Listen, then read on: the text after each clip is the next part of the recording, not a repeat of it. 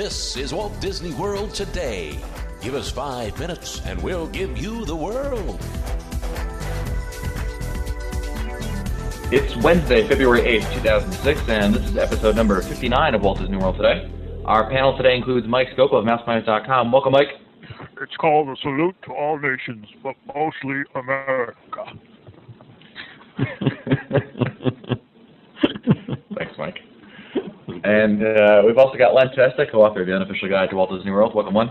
Hey, how's it going, Matt? Outstanding. It's Wednesday, which means we're doing our listener question shows. But before we get to that, Mike, we got a reminder for our listeners. I have two things to say. First, I want to tell everybody and remind everyone about our Listener of the Month contest. And to remind everyone that if they want to enter this contest, that they should send their entry in and tell us in this entry what their questions would be to us if they were selected to become Listener of the Month and come on our show. We have the form on wdwtoday.com/listener. We ask you to fill out the form and send it in to us. And we will be selecting our winner for this month fairly soon. I believe that Monday the 13th will be the day that we will announce the winner for February. And that lucky person will appear on our show for Monday, February 27th. So for those of you who have not entered, who are still interested in entering the contest for this month, please go to wdwtoday.com/listener, fill out the form, and tell us what kind of questions you would like to address to each one of us if you were selected. So that's announcement number one, Matt. And if I could just take one more minute, I'd like to say one more thing. Sure. My hardworking publicist suggested that I make this announcement to all my Disney friends out there who know me and my family. I'd just like to say that very happy to announce that my daughter Holly was engaged, became engaged on Super Bowl Sunday, and I just want to say good luck to my daughter Holly and Jim, and we're planning a 2007 wedding. Thank you very much. Please send money. Yeah, really. Congratulations to your family, Mike. Thank you. Yeah, congratulations. Congratulations, Holly. Thanks, Len. And today, as I mentioned, is our listener show, and that's what we do on Wednesday, so feel free to send in your questions to questions@wdwtoday.com. Our first question comes from Chris Nash of Las Vegas, Nevada. Chris writes in, the question that I have is, if you are aware of a Club 33 type membership at Walt Disney World. My wife and I visit Walt Disney World almost every year, and this would be something that we would both enjoy. Unfortunately, I'm not familiar with anything similar in Disney World, but man, it would be the coolest thing ever if it was. Mike, do you know of anything? No, it must be. If it's referring to the club that is down at Disneyland, that I believe is housed above the.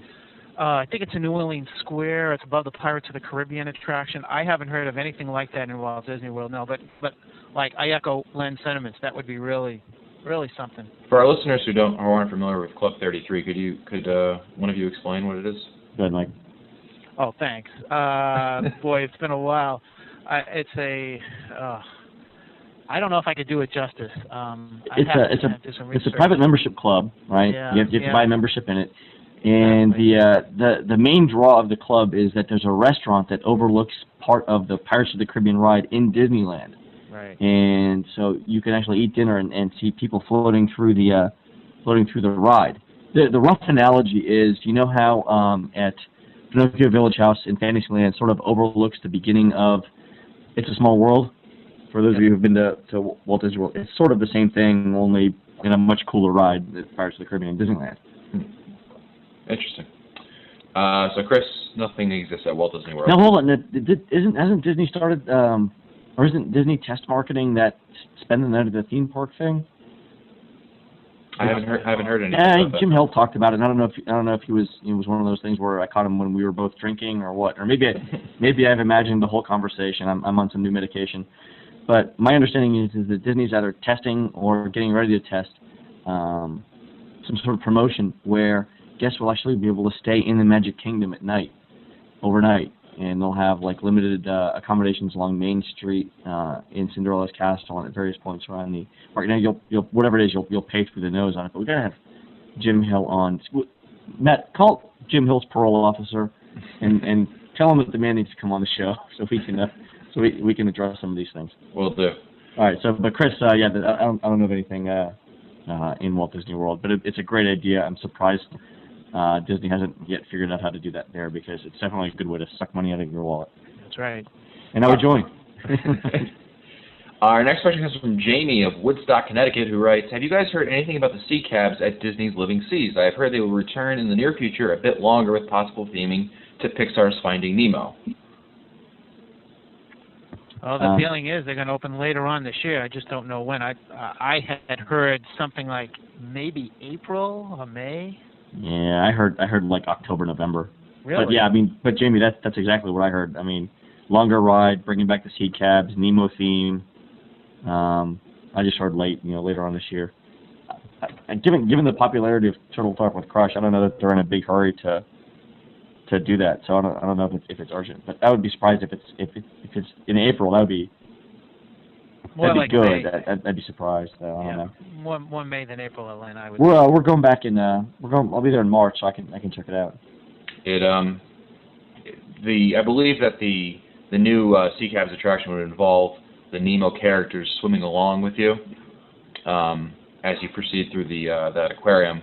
The aquarium itself and the ride mechanism itself should pretty much be the same. However, they're going to be adding the theme. So are they going to ride along with you like sort of the ghosts at Haunted Mansion? No, more like you're going to see them, as in like computer-generated imagery. So it's getting computer-generated. In the water. You're still going to use the tunnel that goes through the attraction, right? That's right. So they're going to generate it off the screen, off the glass. I'm not sure how they're going to do it, but that's what. That's interesting because the reason I ask is that I was, every couple of weeks I do a search for patents that Disney's filed in the U.S. Patent and Trademark Office, and they actually had a patent out there that I couldn't figure out what it was for. It was how to project images that appear and disappear based on some sort of what's the word I want to use? Filtered glass. It's very interesting. So I'll go back and check on that and see if that's what they're doing. That's a good question. As of last week, they had there's construction walls around the exterior of Living Seas. Yeah, I knew they were redoing the front of it too. Right? And inside of it, the entire observation areas are all Nemo themed now. Only the manatee. I guess they can't stamp Nemo on the side of him.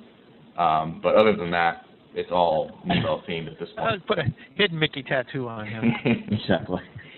Our next question comes from Mike Glenn, who was wondering if we could suggest quickly 5 of the best and/or must-fun sit-down restaurants at Disney World, but not including the really expensive ones like Victoria and Albert's or California Grill. Fun, huh? Well, there's Prime Time right off the bat. Prime Time. Yeah. Whispering Canyon would be number 2. Oh, really? Yeah. Go ahead. I know. Well, we're talking entertainment. We're not talking food, Len. Well, I said best. You don't like it, Len? It's okay. It's not great. Let's see. I mean, if you want sci-fi, if we're not talking about quality. No. You're not sending anybody sci-fi. All right. Dude, come on. I know you're. I know. I'm not a fan of it. I'm just saying Boma. Boma's inexpensive. Chef Mickey's? No, I mean, did Mike save dinner, or is lunch available on here? He didn't mention any meal in particular, just the most fun sit-down restaurants at Disney World. Fun. I like Ohana at the Poly, because if you've got kids, too, especially, they can do the races with the... Breakfast, though, Len, right? You're talking breakfast. Oh, yeah, that's right. The character breakfast at Ohana, too, right, which my daughter just mentioned to me, is really, really fun. What else? Epcot. What's fun in Epcot? How about the Storybook Princess breakfast at Norway? I didn't love it. I know people rave over it. Not for me. It's more than just breakfast. It's an all-day thing now. Oh, yeah. What about the beer garden?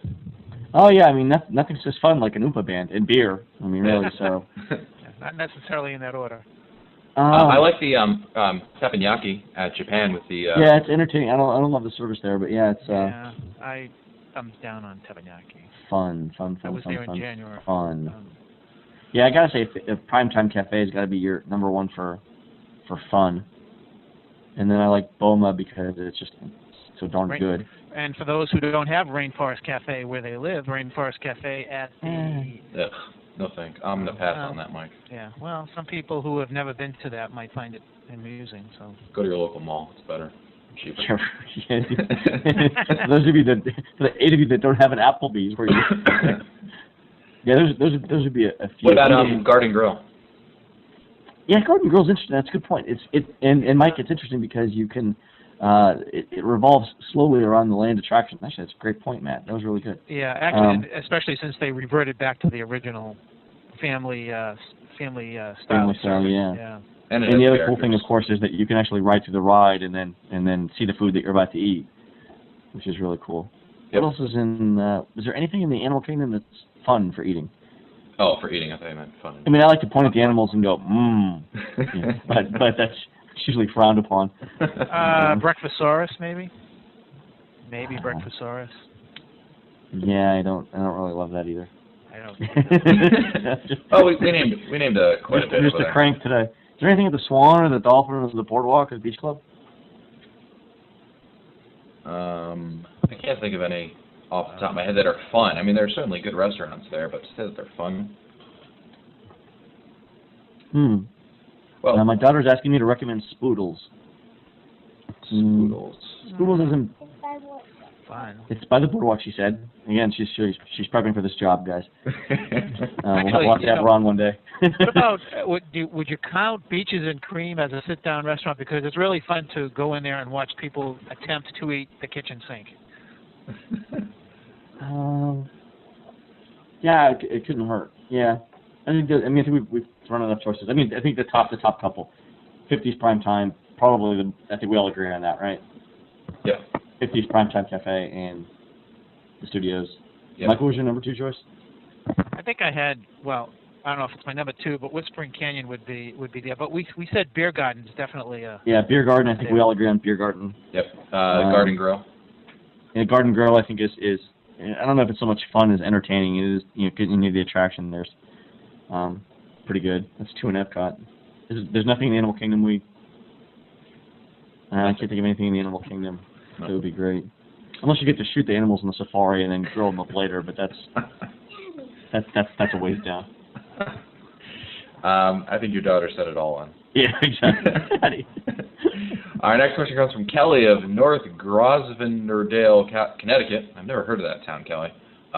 Is it true that only one person in your party has to hold an annual pass in order for everyone in the party to take advantage of the benefits and discounts available to the annual pass holder? If it's a room, it has to be in that person's name, and so does the credit card that you're paying with. But I think for the other things, yeah. Right, if you go to, like, say, annual pass holder night for Mickey's Very Merry, you only need one person in order to take advantage of that discount, is that right? The person would just have to purchase the tickets.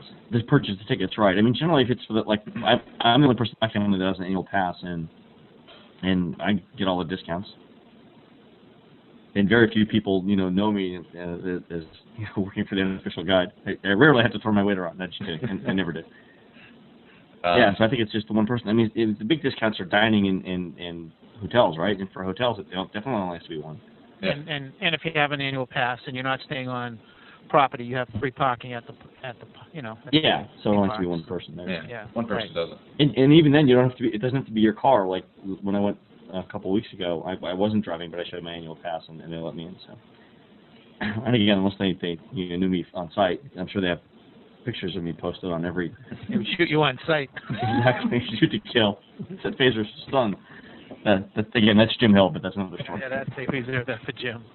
Our next question comes from Shelley Collins of Michigan, who asks, the Disney website lists hours of operation for March 6th as 9 a.m. to 10 o'clock p.m.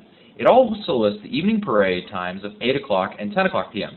Does that mean that the parade will run after the park closes? Do the rides stop and the parade goes on? It's probably a typo. Yeah, probably an hour.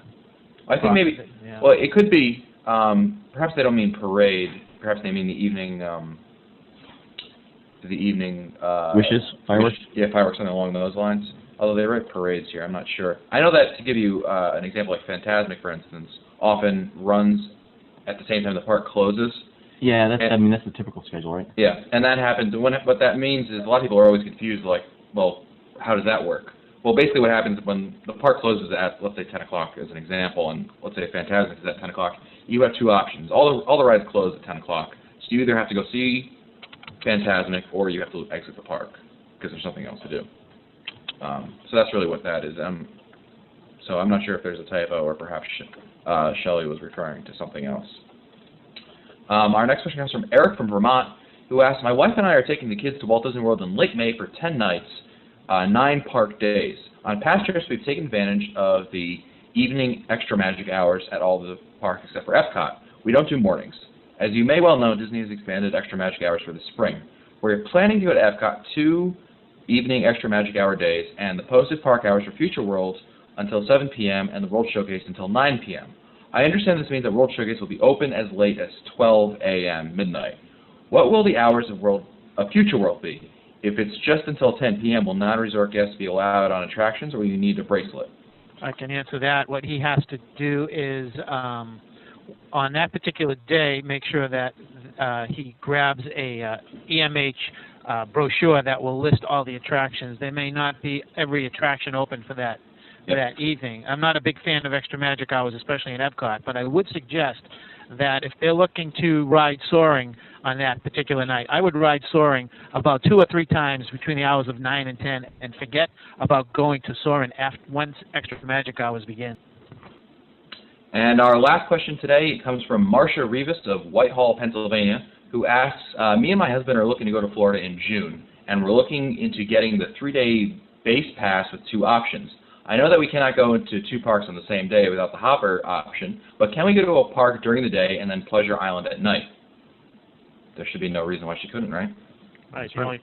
The only question is getting into certain clubs. You'll have to pay a certain fee to get into certain clubs, like the Adventurers Club. Right. But they started that new admission policy, right, where you pay like a small amount of money to get into one club, or right. I think what the break even is 2 or 3 clubs where you should just buy the pass for the whole thing. I think it's 3, Len. Yeah. Yeah, I think it's 3. So if you just Marcia, if you just want to go into one club, and I think the Adventurers Club is probably the only redeeming club on Pleasure Island that you have to pay for. And then Comedy Warehouse maybe. Buying the everything. Definitely try Raglan Road when you're there. 9 p.m. when the live band starts up, and there are dancers dancing on the bar. Well, that's it for us today. If you'd like your questions answered, feel free to email us at questions@wdwtoday.com. And don't forget our special Listener of the Month contest that's going on. You can access that by going to www.wdwtoday.com/listener. Fill out the form, and hopefully you'll be chosen to be our Listener of the Month for February. This has been episode number 59 of Walt Disney World Today. If you want to find older episodes, read our show notes, or send us your comments, visit the Walt Disney World Today website at www.wdwtoday.com. And for Len Testa, Mike Scopa, and Mike Newell, I'm Matt Hochberg. We'll see you on the next show.